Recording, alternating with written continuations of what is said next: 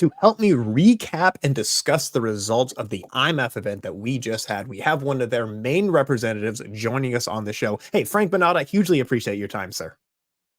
Yeah, absolutely, mate. Happy to be here. Fresh off the back of the 2023 IMMAF World Championships took place in Tirana, Albania. Sensational event, and yeah, buzzing to be here to talk to you, Tim.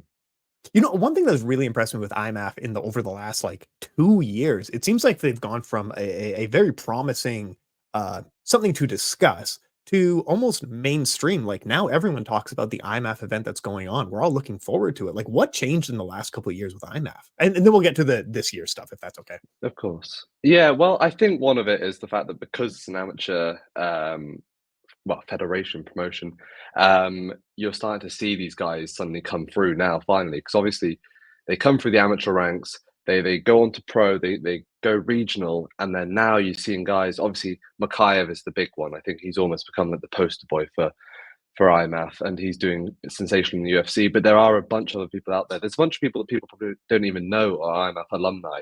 Amanda Hebas, Brendan Allen, fighters like that, who are now also, breaking into the top 10 and becoming really established figures. So I think it's just that recognition, and it just took some time for it to come through. But now I think fighters are really starting to see the benefit of putting the time in on amateur. And also, I think professional MMA promotions are seeing that, if there's an amateur fighter with an IMMAF gold medal by their name, that means something now. It's not just a regional amateur title. That means something. They've gone through something. They're first of all, they're good enough to represent their nation on a global show scene even. But not only have they done that, but they've also beaten everyone else in the world to claim that gold medal. I mean, that that's more experience than you'll get quite often on the pro regional scene. Some of these guys are coming in and they're fully developed mixed martial artists. And yeah, it's just paying dividends, like as you can see with guys like Makayev. Oh yeah, it's tremendous to see. It's great progress to see in the sport, especially for as long as you and I have been around. It feels like there's some legitimacy there, so it's fantastic to see. But let's get to this here. Let's talk about some of the main highlights and winners. That what are things that people need to check out? Who are the fighters that we need to really look at? Yeah, I mean, there are a lot. I could probably go through a list and whatever, but really, there was one guy. I suppose even one nation to an extent, but Team Belgium were sort of dark horses that came into it this year. I mean, they've always had some good fighters, but they've never really been one of those sort of key players in the IMMAF landscape. But this year, they were sensational from top to bottom. But they were sort of led by Patrick Habibora, this welterweight striker who in the past he's reached the semi-finals, he's reached the finals, but he's always come up short in the end. His grappling and wrestling has kind of let him down a bit because yes, he's a splashy striker, but that can just be neutralized by some of these, Kazakhstani or Tajikistani wrestlers who are just so good at taking to the ground and bear on his amateur 3-minute rounds. Next thing you know, the round's gone. But he clearly went to the well with his team. They're super close knit team, and they've just started developing themselves to completely well-rounded mixed martial artists. And yeah, it really was on display this year. More especially, he's a guy because it's amateur. You don't necessarily expect everyone to, as cringy as it maybe is to say, but to have that sort of that Conor McGregor effect when you walk into a room and you turn around and you see that guy. He has it. I don't even know what he's doing. Just the fact that maybe he's walking in, he's got this big puffer coat on with his trainers, not even talking to anyone, but you see the crowd parts as he walks in. That there was something there, and then when he gets on the mic, he's sensational. When he gets into the cage, he is electric. Yeah, the man has just incredible power in his hands. Every strike is dramatic, and now he's evolved and got this ground game. His first fight in the tournament this year was a submission win by guillotine, and then he goes and gets a decision and a KO finish in the finals. He's become the whole package. Still only 22 years old, and now he's going pro. I mean, the sky is the limit for that man. Definitely a name to catch an eye on. Pro at 22, a series of finishes in IMMAF. That's amazing. And Belgium hasn't been an amazing hasn't been a capital MMA country. So it's great to see them doing so well in IMMAF. They're definitely one to watch over the next year here. This sounds awesome. I'm so excited to see more, Yeah. right? Yeah, 100%. I mean, we got a chance to speak to quite a few of their team, not only the fighters but also the coaching staff, and they're saying this isn't something that's just come out of the blue. This is 10 years in the making. All these guys are friends. They all come from like the same couple of towns as well. It's a super close-knit group of elite athletes who really are gonna make it big on the scene. And not only that, they've got guys like Habibora, Movsar Ibragimov, Stephen Sheehu, who they all did well this year, but they've competed for IMMAF in the past, and most of them are thinking about going pro now. One of their big focuses is, yeah, these guys, they're going to take the step up out of that IMMAF, but they focus on the next generation as well. They had their first female world champion this year as well. And a number of other, they had a silver medalist who fought, I believe it was Shaq and Bay in the juniors. They had a number of fighters who they are going to be that next generation. It's not like all these guys are going to go and suddenly that'll be Belgium back to sort of, what, couple of medals per year. They've put the groundwork in, and I think, yeah, Belgium are going to become a major player in the years to come. And I'm so excited for this one. Oh, this is absolutely awesome. Awesome to see. So let's quickly, we can do it. Maybe just a rundown on the junior and senior finals and a few of the ones that we really need to know about. Those are Yeah, of course. Well, starting with senior because that's sort of the big one. Well, like I said, yeah, Habibora at welterweight was very impressive. Team Brazil in the seniors were was super impressive. They went 3 for 3 with their female fighters. Um, and then, yeah, I mean, it was a bit of a mixed bag in all honesty. If you look back at, I say I was in Abu Dhabi for the youths, and Mhm. you really got nations that would dominate across the board. Ukraine, Tajikistan. But this year, it really wasn't the case. If you look at the medal board at the end of it, the level of variety out there is quite surprising, despite some nations. Like I said, Brazil again. They had, I think, in total at the very start of the event, maybe 5 fighters, and they took home 3 gold medals in the senior ranks, which is just, yeah, it's outrageous, really. Um, I will also say another one that you can't not mention when it comes to IMAF is Otabek Rajabov. He is a Tajikistan bantamweight, a former world champion, junior world champion, former continental champion as well. I believe he's won Asia, Europe Opens, and I think Africa Opens as well. Now he was going to go pro this year before the World Championships, but when I spoke to him, he said basically no opponents would accept the fight.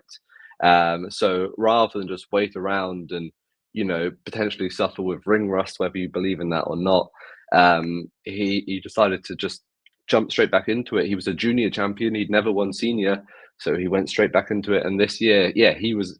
I mean, he was just unstoppable. In all honesty, he's not the highest finishing potential, but he's a super well-rounded fighter. I think one of the monikers Tajikistan quite often get dropped with is they're all wrestlers, but he's got a really nice striking game, some really nice kicks in his mix, and yeah, one of the guys he beat was Movsar Ibragimov, the Belgium European champion. I think that was in the semis. Yeah, so he's definitely a guy. I imagine he'll go pro now because he's done a lot. There's not really much else for him to win now. He's a senior, junior, continental champion. So yeah, he's definitely one that I would advise keeping an eye on, as well as, of course, Harry Bora. holy. There's just a ton of incredible talent coming out, and it's from places that we wouldn't expect. Like the large Yeah. strokes when you zoom out, like places like Belgium and Central Asia were not like I was saying, capital MMA countries before this. But it Mm. seems like over the next 10 years, these are going to be the hotspots for MMA, right? Found out by IMAF here. Yeah, they've done a lot of investment in their sort of grassroots level. Yeah, Ukraine as well. Even I think probably further in the future, but like teams like UAE, they had a lot of success at Youth Worlds this year. Um, yeah, it's so interesting because it is this weird delay. So, like, if you look at pro, you've got your preset powerhouses that everyone sort of goes to, but that will change in 5 to 10 years as these guys start to come through the ranks. Um, Kazakhstan's another one. I suppose you're starting to see that with Shavkat Rakhmonov and a few others. I mean, his sister's a former IMMAF alumni, Sora Rakhmonova, who Yeah. she was set to compete in the on Dana White's Contender Series, but I think injury sort of drop out. But yeah, she's another one. And I mentioned before, yeah, Sultan Shakenbey. He won gold for a second time. There's some youth champions, Chingiz Zusupov. There's so many fighters that are, yeah, on the fringe. And I think we're going to see the MMA landscape completely shaken up in the years to come. It's just absolutely incredible. Just incredible to see. Those are some serious breakout stars, some breakout nations. You've listed some fighters who are destined for greatness. Am I? Kellen Vieira was one of the main Brazilian coaches Mm. this year. Is that right? Yes, she was. Not only was she one of the primary coaches, she's actually the partner of uh, Gilliani Pereira, who won gold. So yeah, she was in the Oh, coach's corner. Yeah, and she was her partner. So that was really quite incredible for them to see, especially for Pereira. She's another one who twice in the past she's got to the finals and then come just short.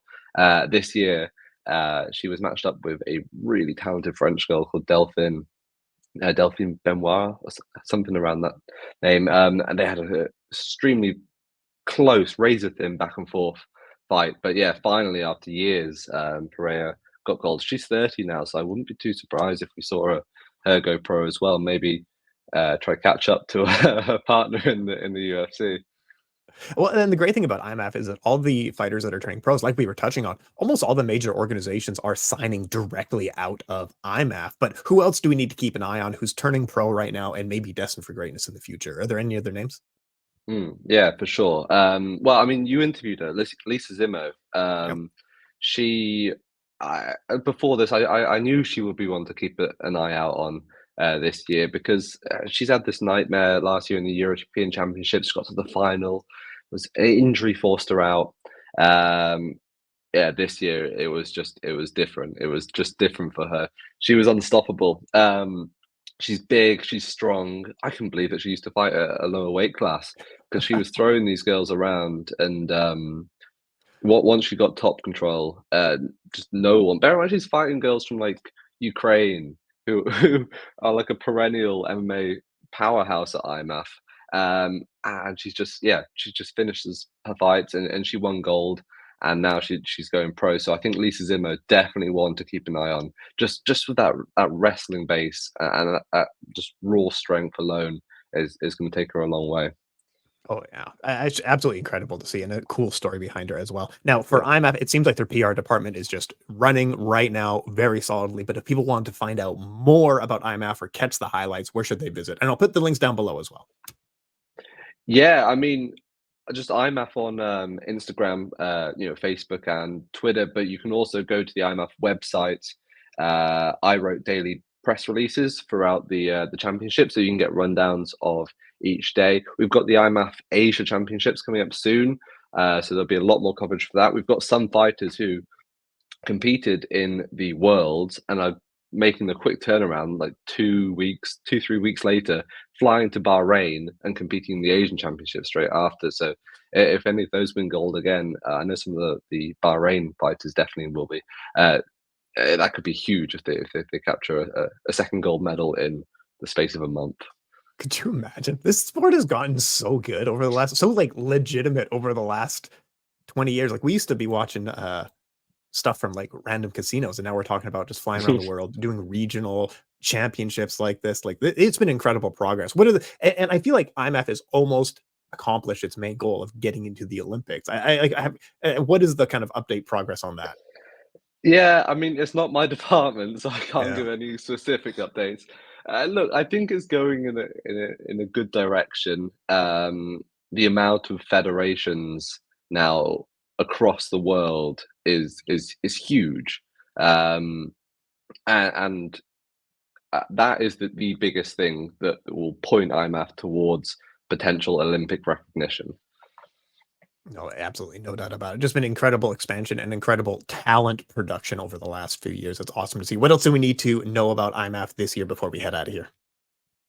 Honestly, yeah, that's pretty much it. Like I said, the Asian Championships are wrapping things up. Now that is working in collaboration with Brave CF. So there's going to be a Brave Combat Week in Nice. Bahrain, three Brave events, as well as the Asia Championships. Now those Brave Yeah. events will feature a whole host of IMAF alumni competing on their cards, including an all IMAF alumni title fight between Josie Torres, the Brave bantamweight champion, I believe, and then Kosi Dembele, who is well, it's a rematch between them. They fought for a title once before, and now they're rematching. There's also a bunch of other like the next generation of fighters who have just started to come through: Ramazan Gitanov, Razul Magomedov, Sabrina De Souza. Those three, you absolutely have to keep an eye on. Brave has been so supportive. They've been one of the great, really the front runners in this space, right? Yeah, I mean, it's become a sort of a natural pathway now for fighters to come through IMAP and go straight into Brave Yeah. and use that to start making their mark on the world of pro MMA, which is yeah, it's brilliant. It's a brilliant asset for fighters to have now, that option to instantly start making their mark on the pro scene. Absolutely surreal stuff. Hey, Frank, I hugely appreciate your time. I'll put the links down below for everything. And yeah, appreciate your time, sir. You get the last word. Talk us on out of here. What else do we need to know before we sign off? Yeah, man, bigger and better things coming in 2024. Absolutely tune in. Yeah, thank you for having me on, Tim, and all the best. Yeah, it was my pleasure. Appreciate your time, sir.